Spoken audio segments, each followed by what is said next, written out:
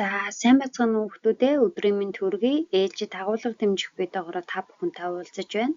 За өнөөдрийн хичээлийн сэдэв бол эрх зүйн соёл түүнд нөлөөлөх хүчин зүйлийн талаар бүгдээрээ үзэж судална. За тэгэхээр агуулгыг багшинд дэлгэцэн дээр та бүхэнд өгсөн байна. Эрх зүйн соёл гэж яг юу гэлтэй?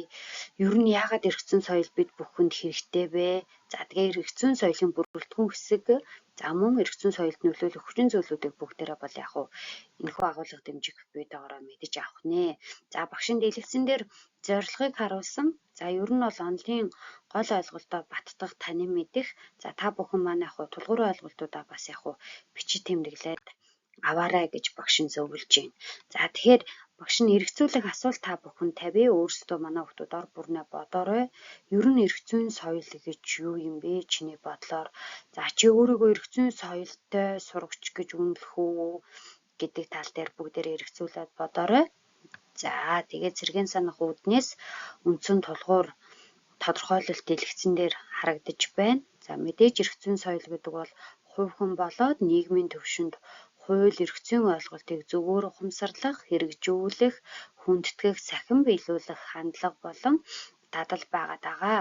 За тэгэхээр зөвхөн хууль эрх зүйн талаар мэдлэгтэй болох гэхээсээ илүүтэйгээр түүнийгээ хэрэгжүүлдэг, хүндэтгэлтэй ханддаг, сахин биелүүлдэг нэг юм дадал хамгийн чухал байгаад байгаа юм л та. За тэгэхээр ер нь яагаад бидэнд хэрэгтэй юм бэ гэхээр багш нэг юм 3 түвшинд авч үзээд байна. За хувь хүнд мэдээж өөрийн эрх үүрээ ойлгож түүнийг өөрийнхөө эрхийг хамгаалах үүнд бол эрх зүйн соёл хэрэгтэй. За нийгмийн хувьд бол мэдээж хуулийн талаар мэддэг, түүнийг дээдэлсэн соёлтой болсноороо мэдээж гэмт хэрэг зөрчил багасах, шударгаас тогтох юм нөхцөл байдал үүсэж байгаа.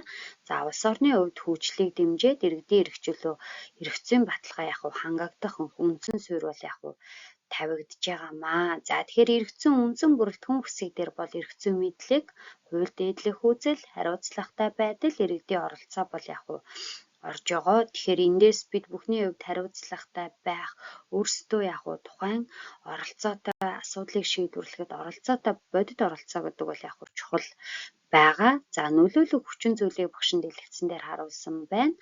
Хувь хүний хүчин зүйл мэдээж мэдлэг, боловсрал, хариуцлага, ухамсар, боловсролын хүчин зүйл дээр бол багш сурагчийн үүргийн хэрэгжилт, эрх зүйн сургалтын хөтөлбөр, за засаглалын хүчин зүйл дээр төрийн байгууллагуудын үйл ажиллагаа болон хуулийн чанар агчийг ёс зүй бол ордог байгаа. За мөн гэр бүл бид бүхний хувьд маш их нөлөөлнө. Эрх зүйн соёл, гэр бүлийн орчин, нийгэмшилт, нийгмийн хүчин зүйл дээр бол хууль хэрэгжилтийн төвшин, шударга осны үнэлэмж, олон нийтийн хандлага за хэвлэл мэдээлэл, захин орчин бол бид бүхэнд бас нэлээд хүчтэй нөлөөлж байна. За хэвлэл мэдээллийн хүртээмж, эрх зүйн ухамсар, олон нийтийн мэдээллийн хэрэгсэл бол чухлаар нөлөөлж байгаа.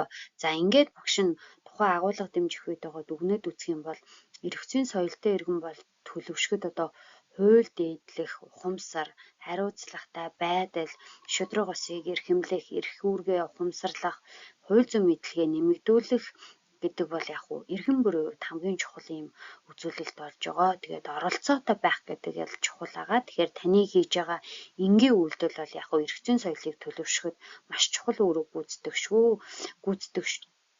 Тэгээ манай хүмүүс бол өдөр тутамдаа эрх зүйн соёлыг өөрсдөө зөв дадал хэвшил болгож хэрэгжүүлдэг байгаарэ гэж багш нь та бүхэнд уриалга дэвшүүлж байна. За тэгээд даалгавар дэлгэцэн дээр харагдаж байна. Мэдээж өдөр тутмын сахих үйлдэл зөвхөн энгийн үйлдэлээс эхэлж байгаа тэгээд чи өөрийнхөө нэг өдрийн өөрийнхөөс хууль дүрм журам баримтлсан үйлдэлүүдийг гэж багш нь даалгавар өгч ин жишээ дүрм тувцаа тогтмол өмссөн, хоогоо ил задгаа хайдаггүй.